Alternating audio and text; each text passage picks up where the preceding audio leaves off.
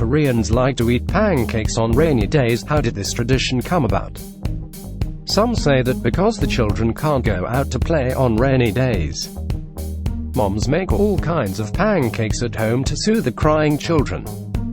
Some say it's because the pancakes make a sizzling noise that reminds people of rain.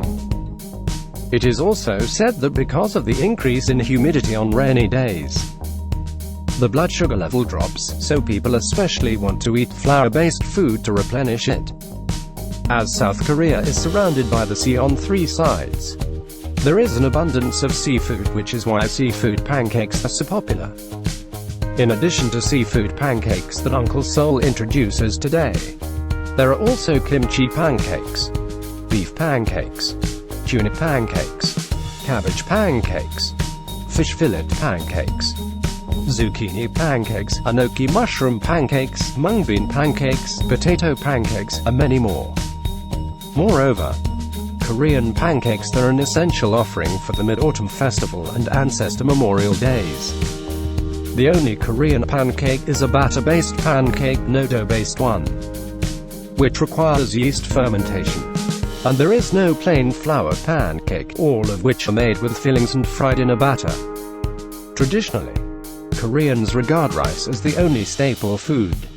All flour-based food can be eaten with rice, and pancakes are often eaten as a snack or as a side dish that goes well with alcoholic beverages. If you like pancakes, you can also refer to the previously introduced Shan-style Chinese veggie crepe. 韩国人喜欢下雨天吃煎饼，这个传统是怎么来的呢？有的说是因为雨天孩子们不能出门玩，妈妈们为了安抚哭闹的小孩，就会在家里做各式各样的煎饼。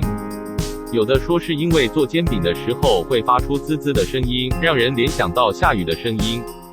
也有的说是因为雨天湿度增加，人体血糖水平下降，所以尤其想吃面粉做的食物加以补充。由于韩国三面环海，海产品丰富，所以有了海鲜葱饼这道美食。